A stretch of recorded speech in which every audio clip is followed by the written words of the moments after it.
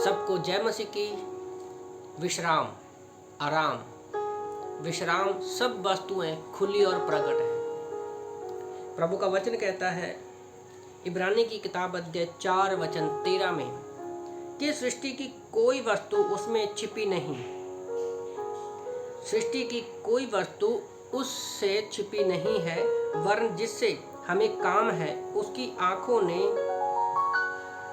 आंखों के सामने सब वस्तुएं खुली और प्रकट है। ये परमेश्वर के विषय में बात कर रहा है। यहाँ पर अगर आप पूरा चैप्टर पढ़ोगे तो यहाँ पर परमेश्वर अपने लोगों को विश्राम देने के विषय में बात कर रहा है। तो परमेश्वर ने इस वचन में, पूरी बाइबल में बता दिया गया है कि हम विश्राम के दिन में जा सकते हैं, मतलब स्वर्ग में जा सकते हैं। और हमारे सामने पूरी बाइबल आज कंप्लीट हो चुकी है। आज हमारे सामने पूरी बाइबल जो है कंप्लीट हो चुकी है और किसी भविष्यवाणी की जरूरत नहीं है। आज हमें भविष्यवाणी की जरूरत नहीं है। जब सपनों में परमेश्वर आज बातें नहीं करेगा।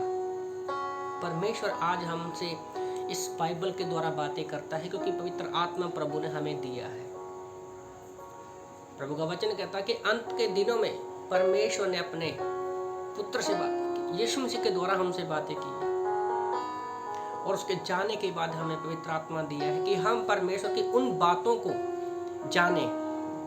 जैसे यीशु मसीह धरती पर थे, वो कहता है कि मैं तुम्हारे लिए स्वर्ग में, यूहन्ना 14:1-2-3 में लिखा है कि मैं तुम्हारे लिए घर बनाने जा रहा हूँ और मैं तुझे बहुत जल्द आकर लेकर जाऊंगा।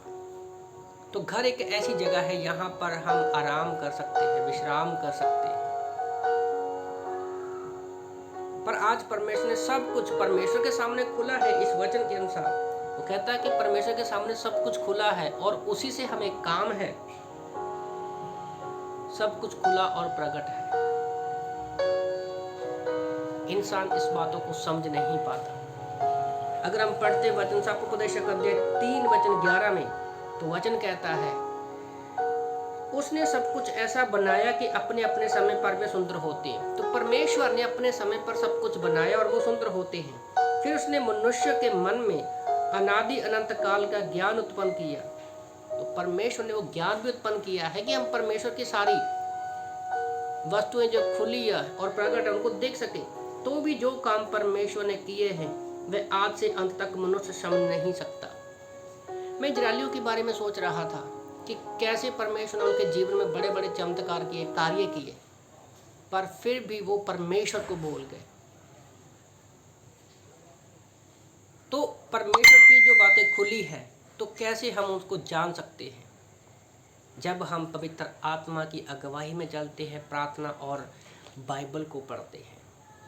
तो छोटे से मैसेज के द्वारा मैं आप लोगों को उत्साहित करना चाहता हूँ कि विश्राम के दिन में आज परमेश्वर ने हमें आश्वासन दिया कि जो यीशु मसीह पर विश्वास करेगा वो अनंत जीवन पाएगा, विश्राम पाएगा। पर फिर भी कई बार हम अपना विश्वासी जीवन ऐसे जीते हैं कि हमारे पास विश्राम नहीं है, क्योंकि हम परमेश्वर के विश्राम के दिन को देखते हैं अपनी स्वाभाविक आँखों से, जबकि परमेश्वर चाहता कि हम उसको पवित्र आत्मा की नज़र से देखें। और पवित्र आत्मा ही है जो हमें परमेश्वर की बातों को समझा सकता है, बता सकता है, क्योंकि वो यीशु मसीह की बातें जो है, और यूहन्ना 1 के अनुसार यीशु मसीह है, वचन है, उसी की बातें हमसे बात करेगा। वो बाहर से कभी भी कुछ भी बात नहीं बताएगा आपको।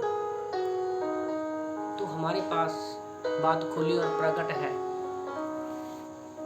कि हम एक दिन विश्राम के दिन में जाएंगे, कि हम विश्राम करेंगे एक दिन यीशु मसीह में हमेशा के लिए। तो इन वचनों से परमेश्वर आपको आशीष दे। आमीन।